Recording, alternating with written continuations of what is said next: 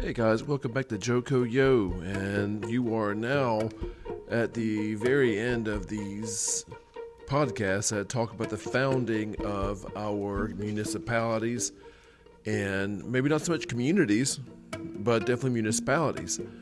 And we've gone through, in the last episode, we went through the last of our towns that exist in Johnston, but what about others?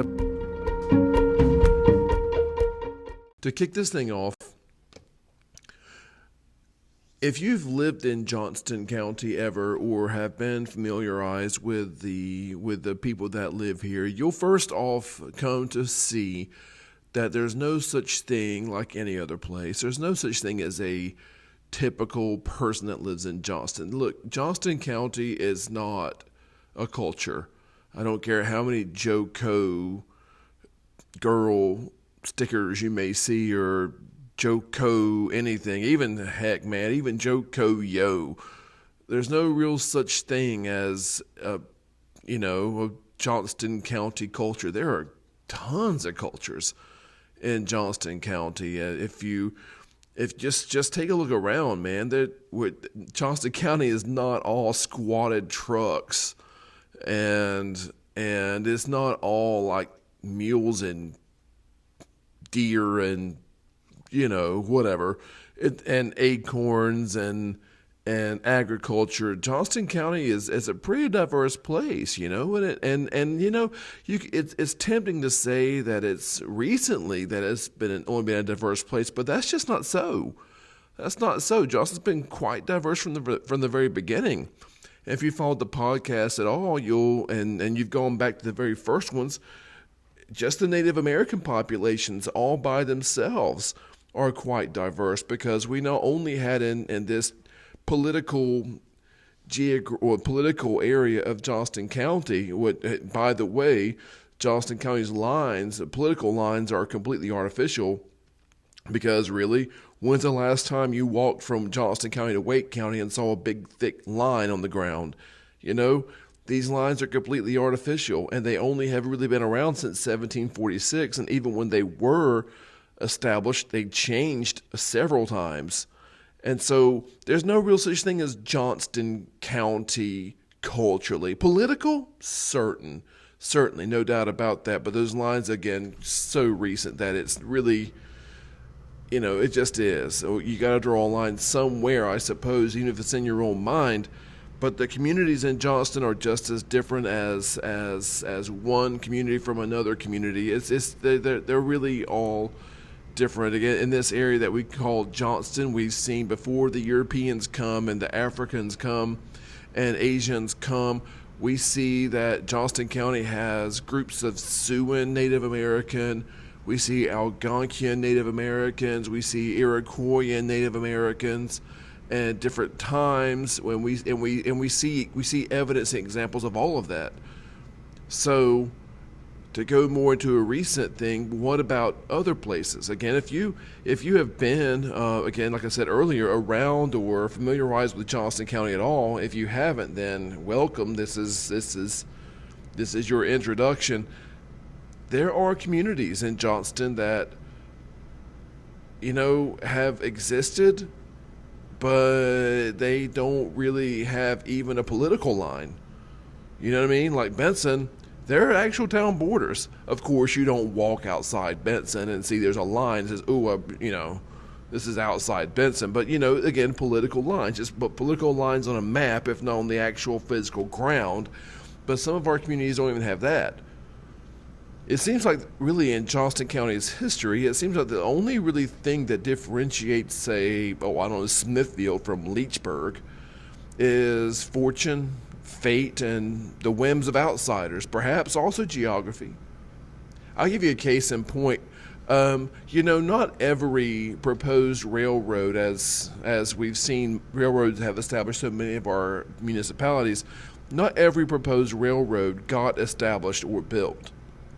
For every one that we see, there are other ideas, because some were even partially built, some railroads, and then stopped before the planned route was finished. And much like today's highways, the planned route for any railroad had to be drawn out on a map, and the locations visited and studied before the tracks were even laid.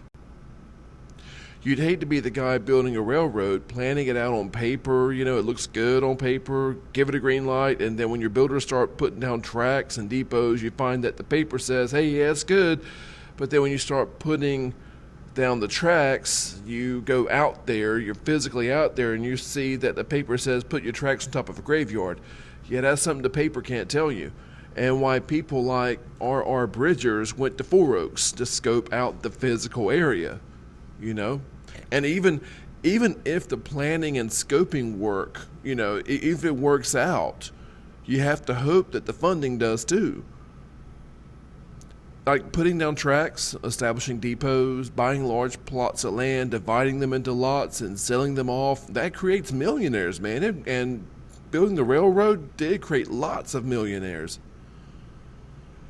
People are still becoming millionaires this way in Johnston. I mean, all you got to do is look at who's developing the properties and the subdivisions in the northwestern corner, even northeastern corner of Johnston, and see people are getting, pretty doggone rich. You might know somebody that sold off their farmland or bought farmland and subdivided it and got themselves some pocket change, a lot of it, pretty big pockets.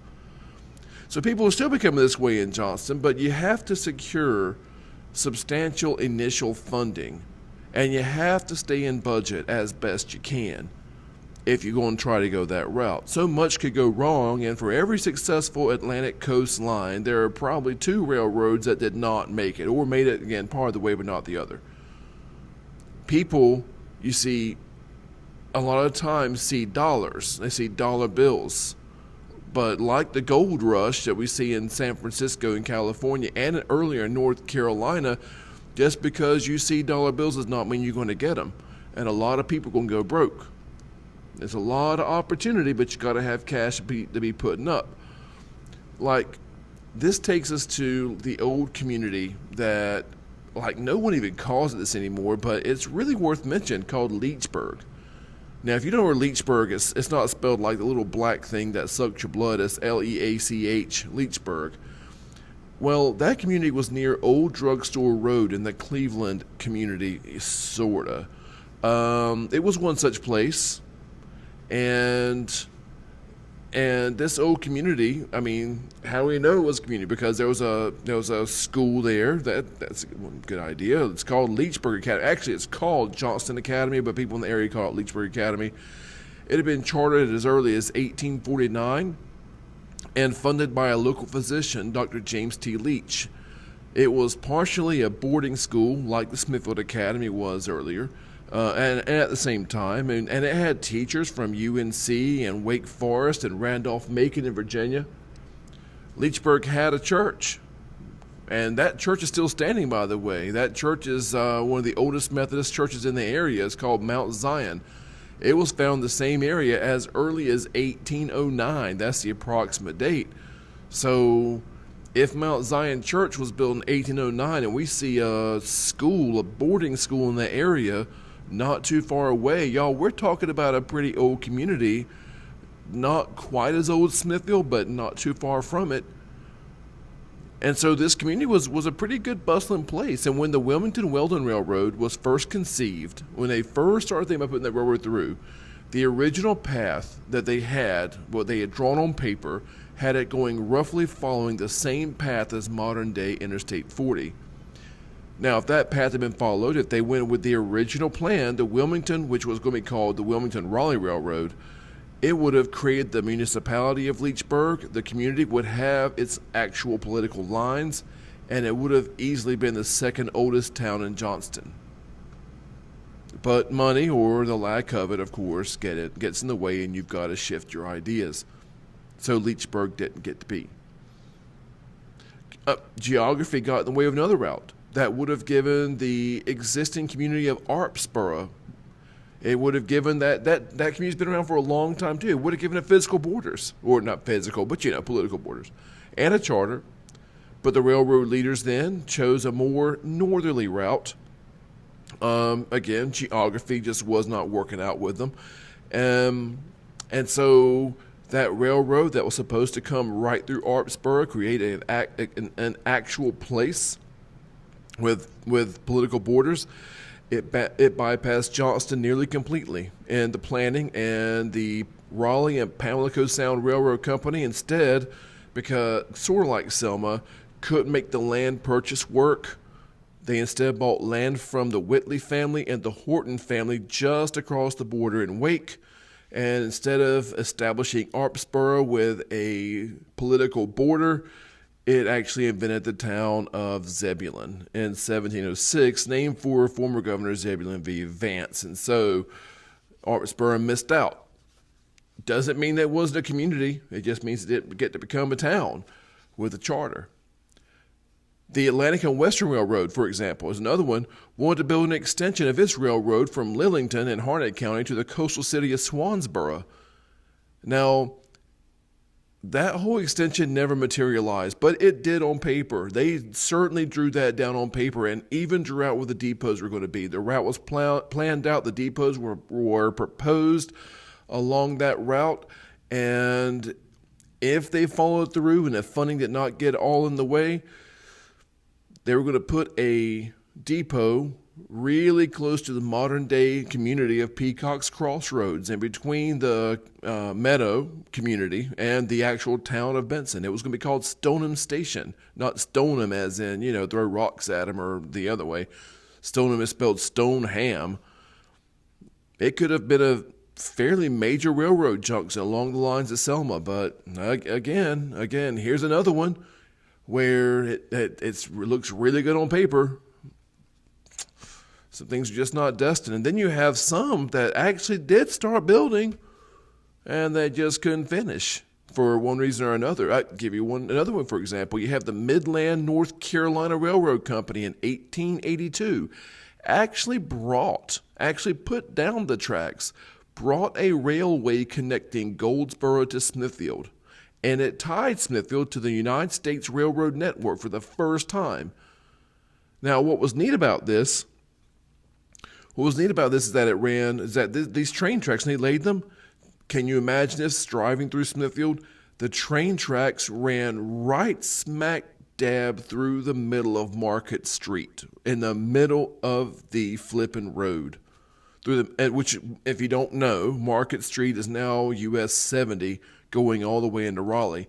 And they laid these tracks right in the middle of the road with shops on either side and ended at the Neuse River. And a store owner, honestly, could simply walk out of his shop door to the road to the train. Like you could load all your supplies and ship them without having to transport them somewhere else to get shipped. You could walk out your back door, your front door, and put several bales of cotton on the train, and man, if that's not convenient. And it's so convenient, so much convenient that it helped to bring Smithfield's population up to 1,000 people in 1886. Now, if you've been keeping along with the podcast, you'll know this is actually before before Benson, before Four Oaks, before Micro, before Kenley. But then it was pulled up. All the tracks pulled. And people protest. You can see the newspapers in the Smithfield Herald at the time. People were protesting. The store owners are saying, you can't do that. You're going to destroy business. But it had to be done because a larger, richer railroad is going to open a new depot on the eastern side of town. And see, that's the thing, too, is that when these railroad companies want to put down depots and tracks, they can't just do it all like willy-nilly. You've got to actually go get a charter from the state. The state General Assembly's got to say it's okay. And so whenever you have this train going through, downtown Smithfield, right down the middle of the tracks, and it's it's a decent sized company, but then when a larger, much richer railroad company puts one down, well, then you are not going to have a town Smithfield size is not going to have two of those depots, and so it lost one, and so they pulled up the tracks. The Midland Railroad sort of I won't say lost its charter, but kind of had to surrender it. And a larger, richer railroad opened a new depot on the eastern side of town, making the old one obsolete. And with that being the case, it took all the business that was booming in downtown Smithfield and moved it out further east and sort of dissipated all the business that was coming to Smithfield, but it also spread it out. And so the same train, the same railroad tracks coming to the east side of Smithfield Well, it's going to help to give birth to those towns I mentioned earlier, Micro, Kenley, Forks, and Benson.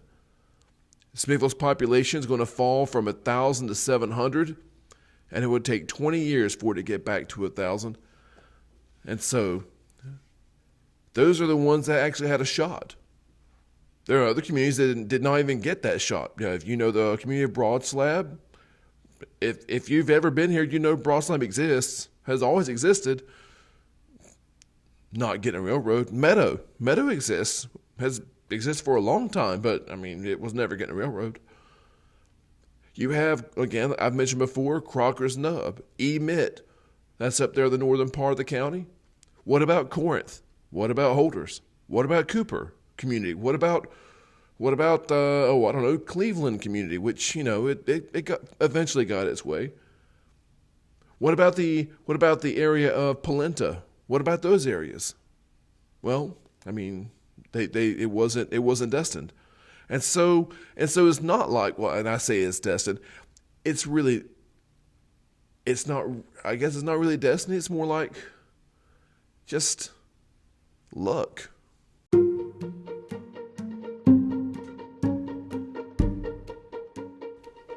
And that is going to do it for this whole series called What a Tangled Web We Weave.